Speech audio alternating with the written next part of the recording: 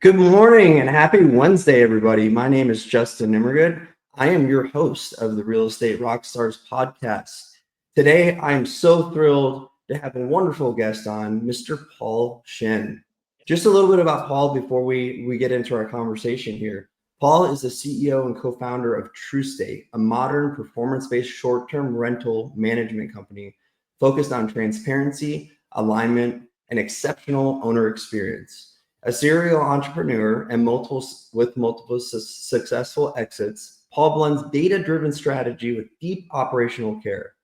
Outside of business, he's a three-time world record breaker who believes business should be fun.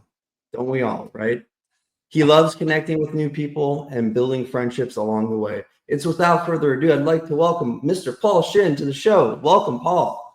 Hey man, thanks so much for having me, Justin. It's great to And be I here. love that you gave the rock star symbol for our listeners out there, right? That's what we're all about. We're all rock stars. We're all inner rock stars. So, I Paul, I love know it. I just shared a little bit about you, but just for our listeners, in your own words, who is Paul Shin? That's a great question, man. I wonder that a lot, if I'm being honest. Honestly, dude, I'm just some guy. Uh, I believe in doing good in the world, right? I mean, I think like a lot of us, I chased career for a long time. Kind of went on my own soul-seeking journey, took a bunch of pit stops along the way. Right now, I think, my big passion is trying to figure out how do we help, uh, honestly, middle-class Americans, like average people. Yeah. um, and how do we help build that back up and how do we build wealth? And I think property is just a huge vehicle for that, right? And so that's been a big part of my journey right now. Again, also working with a lot of the actual owners of these properties, finding out that, I think when most people think real estate investors, they just imagine these guys who, look like the monopoly man, who have more money than they know what to do with. But a lot of the guys that we work with, we find out they're one mortgage payment away from, losing that investment property. And if it just doesn't work out or doesn't perform correctly, they're in trouble. And so, anyways, I mean, again, Is that right? uh, That's interesting. I didn't realize it was that steep of a decline in things there. I think a lot of us saw the Airbnb bubble like start in the during COVID, and everyone just thought, hey man, money's cheap, rates are great, and if I buy any house and throw it on Airbnb, I'll be a millionaire. And don't get me wrong, there's still a lot of money to be made. And again, I think real estate should absolutely be a part of everyone's investment portfolio, but it's not what it was, again, 4, 5, 6 years ago. And it's crazy to think that COVID was 5 years ago, right? And so again, it's a lot of that has become, how do we make sure that we are really working with the owners to make sure that these investments are working out for them? Hmm. How do we help take care of these people? And again, I'm a big believer that if we help re-strengthen that middle class, it solves a lot of the problems, just across the board. Yeah. Oh, absolutely. And it's funny, you mentioned something that a lot of the guests that we have on here mentioned. So, I mean, it's clearly a market impact, which is, we've had certain milestones in our history of time that have really done some damage economically, especially in the US, right? We could reference 9/11. We could reference the former mortgage, bubble burst, the 1980s when you had Black Monday, right? And I think now, the one that's the most recent reference is COVID, actually, right? It's amazing to me that something like that can have such a market impact on an industry, but it did. What the funny thing is it caused obviously prices and everything to skyrocket, which I think, how do you even make sense of that when you're all masked up and I'm sure you remember those days, right? You're avoiding people, you're all masked up, but people are still doing real estate deals. you know Oh, for sure, right? And again, it is crazy. I mean, one, you mentioned all those things, and you start wondering how many once in a lifetime experiences can one person live through before they're not once in a lifetime anymore, right? Um, but again, you're not wrong, right? We still haven't seen house prices come down. Interest rates obviously are significantly higher. We're not seeing those come back down. And again, that's not to say that there's not money to be made in real estate.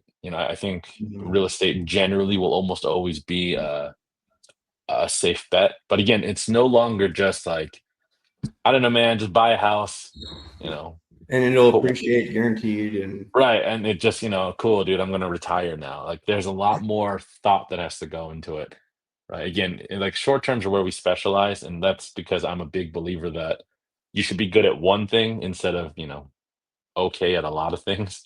oh yeah, And so, that's kind of my whole firm. Like, we are exclusively focused on short term.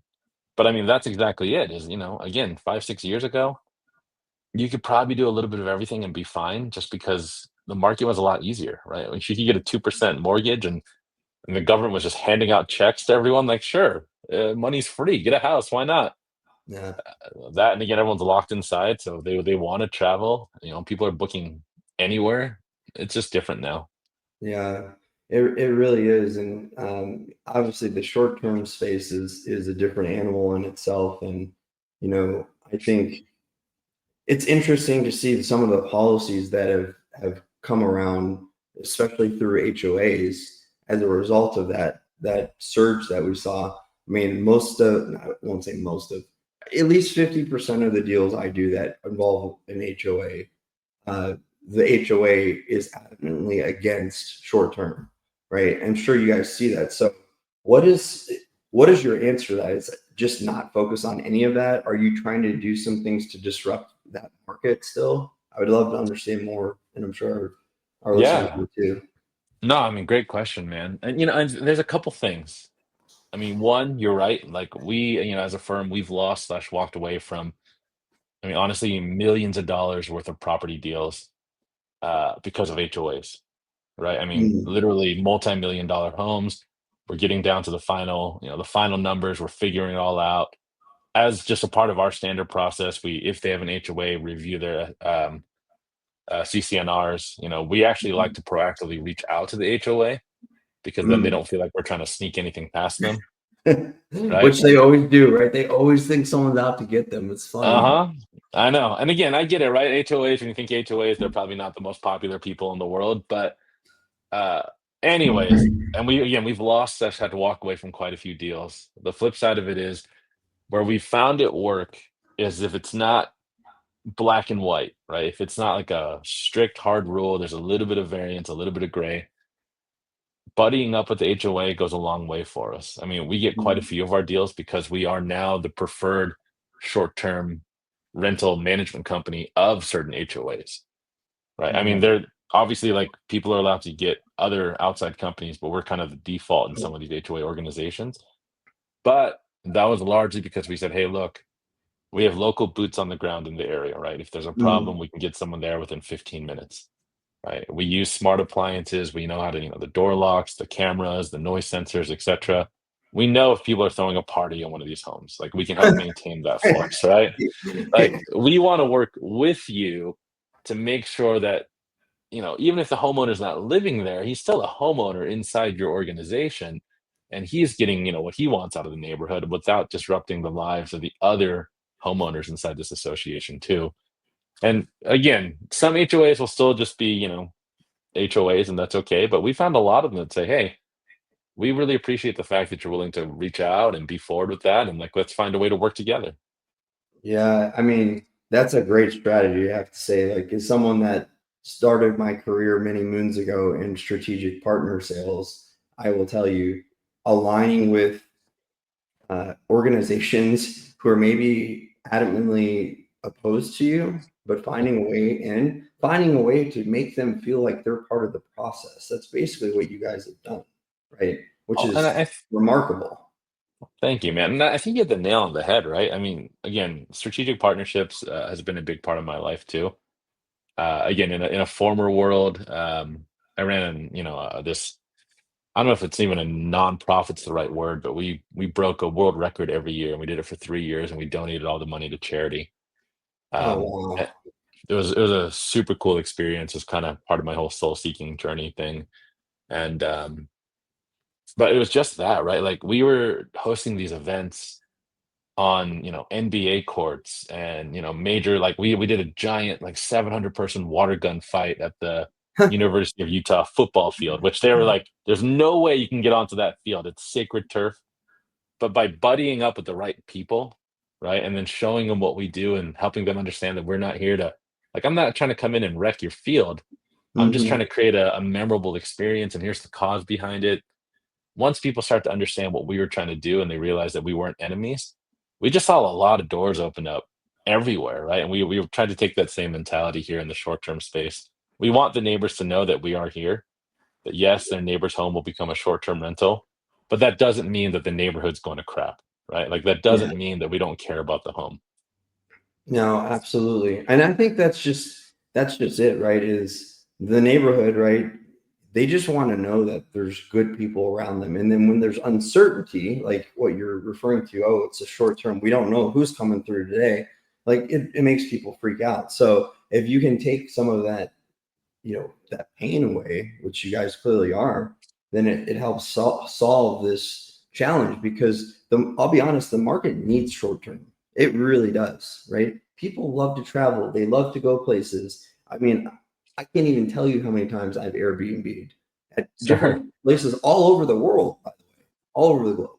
So I don't see that changing or the need for that. What has to change is maybe the approach, which you guys are clearly not only being disruptors of, but really pioneers of, it sounds like. Oh, I appreciate that, man. I mean, honestly, this whole thing started, right? I have two co-founders, and the three of us, each of us have our own investment properties. And I think it's a story that you hear over and over again, right? Like, we all, honestly, we were hanging out once, and we were just talking about how much we hated all of our own the property management companies that we had hired, right? Man, they're just wasting my money. I don't know what's going on. They don't care about the house. I'm getting a ton of complaints. Guests are unhappy. Our reviews are bad. I'm locked into these long contracts. I don't know what these fees are. Like, what's going on? And that just started this snowball idea of like, well, what would like the perfect management company look like for you, right? And then again, I think generally speaking, if you have an investment property, you know other people that also have investment properties, and so the three of us talked to probably 100 different property owners, right? And we Whoa. just we just kind Wow. of, I mean, as a marketer, I think, at the heart of who I am, I'm a marketer. So that's just market research. And Hmm. we just kind of started asking around and saying, hey, what matters to you, right? What do you like about your management company? What do you not like about your management company? If you don't use a management company, what would it take to get you to use one? And we kept hearing the same stories over and over and over again. And so for us, we were able to boil it down to four things. And I don't want to turn this like super sales pitchy, No, but and it sounds like valuable nuggets. Please go on. Yeah, I'm curious. so the number one thing that we heard is that it felt like the management company didn't care about the owner. And we said, that's fair. Like, let's dig into that a little bit more. Um, and again, I felt it too. It's like I bought a house and I hired a management company, and I remember asking them like, "Hey, how much? Like, give me an idea of what this home should make." Right. And I Mm, swear it was one of those, like, the dude licked his finger and like felt the wind and was like, it should probably be about whatever, right? Like, it was just a guess. And actually I remember talking to him. I said, like, okay, like, is that the commitment? Like, can I hold you mm, accountable to that number? And he's like, oh, no, no, no. That's just, there's too many variables, right? And uh, I thought, like, okay, so I'm taking all the risk because I got to pay the mortgage. right.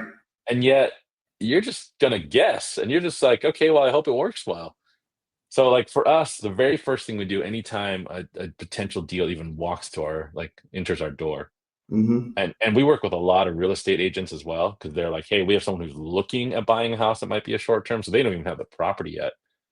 But we have a small team here that literally all they do is they produce these 20-page reports that we give away absolutely for free that Hmm. state, "This home should actually do this amount in short-term rental revenue.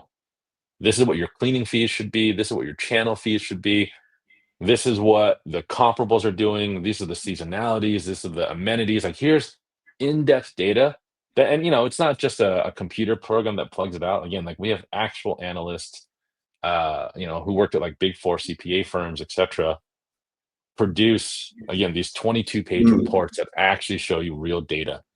And then for our clients, we say, hey, if that number makes sense to you and you agree with it, that's the goal that you'll actually hold me accountable to. If I don't hit that number, I won't charge you my full fee, Oh, right? oh, wow. So That's really rare, Paul, is to have a company out there that says even if I don't hit my nut, sorry.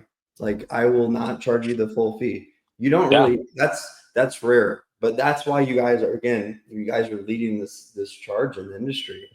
Well, thank you, man. And so, I mean, that's again, a lot of our clients love the idea that we have skin in the game with them, right? Is that, hey, look, if we miss this number, we drop our fee. If we hit the number, it's our standard fee.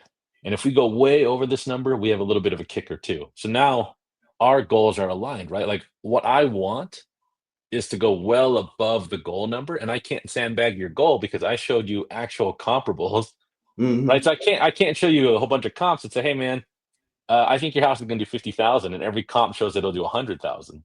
You know what I mean? Like, we base our goals off of what other homes in the area are doing. So it's like, hey, look, our job is to figure out how to get your home to outperform all the other homes in the market, and we have an entire playbook around that. But that's number one is this idea of like accountability, right? And like and real responsibility of saying, hey, look, our goals are now aligned. You know what the data is, and you're gonna hold me accountable to it. Right. Nice. I mean, we also don't believe in long-term contracts. Everything's month to month with us. I Hmm. mean, that drove me insane when I worked with a company, and I'm like, "I don't even like you as a management company anymore, but and it's my house, but contractually, I can't get rid of you," right? Like, how bad is that? Right, and again, it's like, "Hey, I understand we take a lot of risk because of a lot of setup," and, we've had some clients that wanted to leave, like, 90 days in, and I think they're just taking advantage of the fact that we got everything set up for them. But I'll roll the dice on that every time because I found that the vast majority of the time these are good people, right? And if we Mhm. provide good value, they'll just stick with us, and that's worth the investment, right? Um, 100%. we also co-host every account with us, so I mean that actually slows us down. Like it took us a lot longer to get to superhost status on Airbnb because we weren't the primary host on all of them. But it's Oh. that same idea. Like again, if you're on the short-term rental side, when I first hired a management company, I didn't understand this, but they owned my Airbnb, like, listing. So when I fired them, they deleted my entire listing, which had all my previous reviews, Oh, shit. right? And Oh, again, you know it, air like, reviews or everything. reviews everything, right? Like, how you can't go back to all those former clients and be like, "Hey, can you write another review for me?" Like, it's Right, that's it, game over, right? exactly, it's gone, and so for us, we say, "You know what? We co-host, we make you the primary, we're the secondary, so if you ever wanna fire us once" again, 1, all you gotta do is give us a 30-day notice, and 2, you just kick us off your account. So you keep all the five-star reviews we got for you, they're yours. We believe it's your house. We believe that the review should stay with you, right? Wow. Wow. That is, again, another rare move in this space. I mean, Oh, I do not, I've followed this space for a while, Paul. I got to be honest, and some of the nuggets that you guys are sharing, that you're sharing, how you guys are approaching the market is so smart. It's so oh, smart. thanks, man.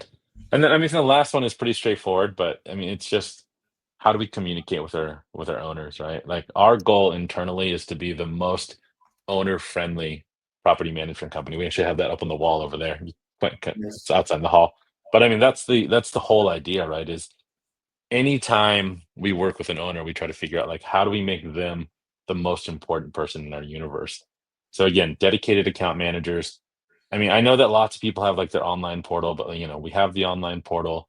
We send out a monthly basically report card that says, hey, this is what's done for the last 30 days. This is what we plan on for the next 30 days. We promise payouts by the 20th. Our goal is internally to pay you out by the 15th so we can beat our promise every month.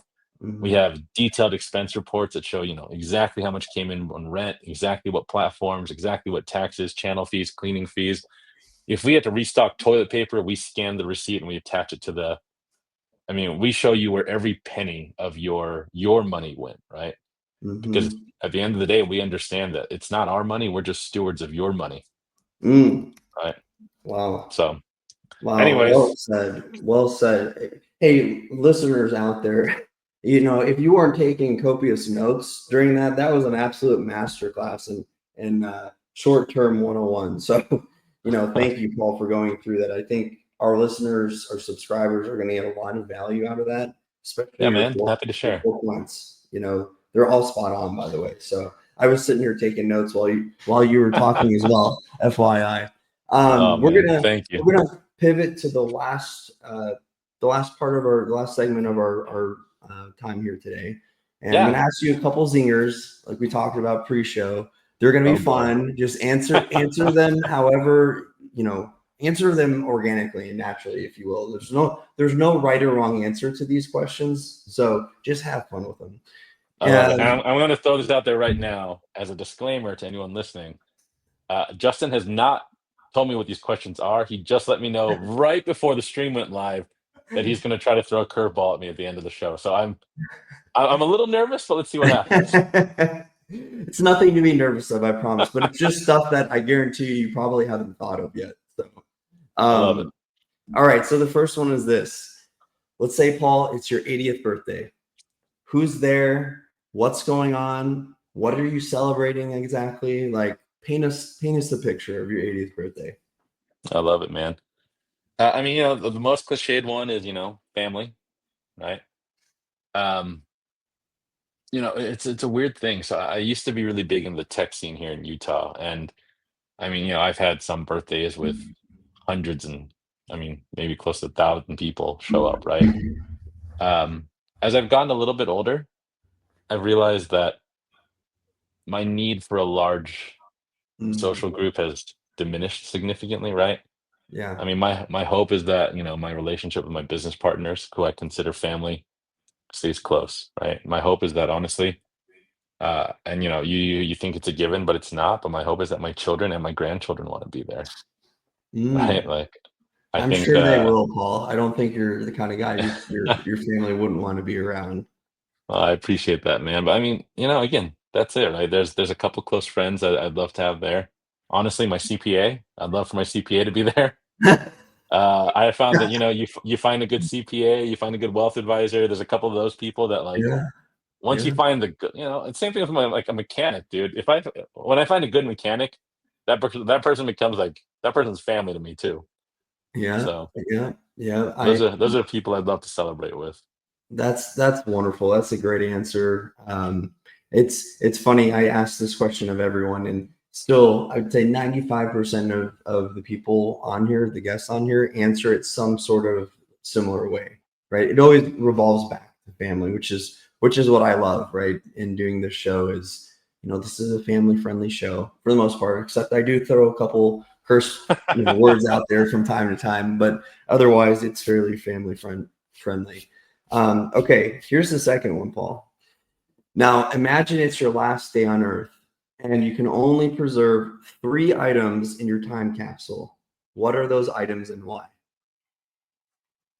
Oh man, that's a great question. Um,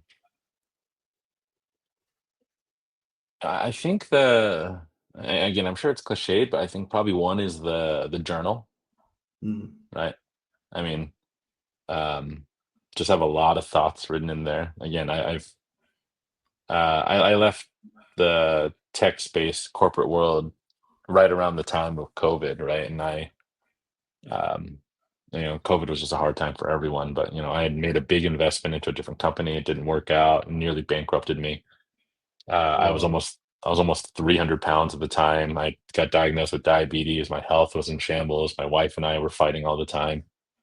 And that was the start of this like rebirth of who I was. And that I started journaling really aggressively at the time, a lot of time in nature, studied a bunch of different world religions, met with a bunch of, gurus, most of them fake, occasionally a couple that were real.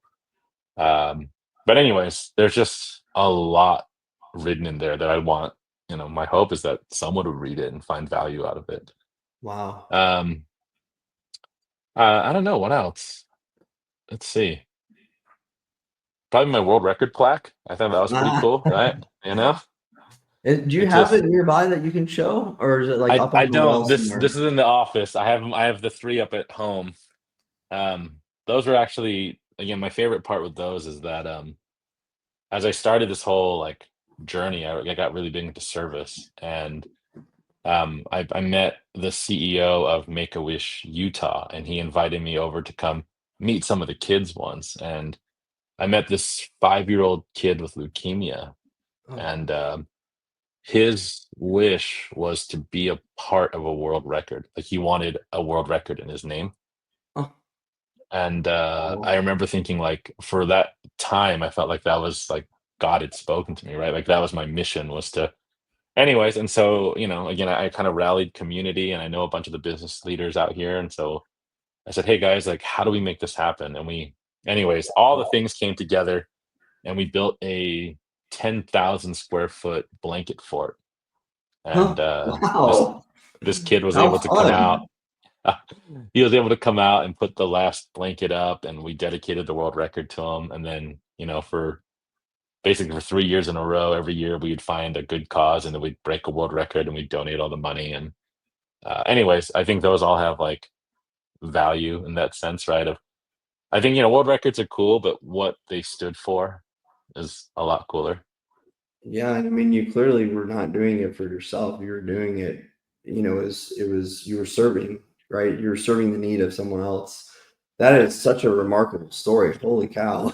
You almost Thanks, have me man. in tears over here, man. Oh, bro, no, thank you, dude. Again, and that, you know, uh, you asked earlier, like, who am I? And, I thought I used to be someone important. I realized a long time ago, or a couple years ago, I guess, that, I say it, but I'm just some guy, right? I'm here to try to feel the energy of others as much as I can, and I'm grateful for those who feel my energy, just like you are with me. And I don't know, man. Probably the last thing would be my ukulele.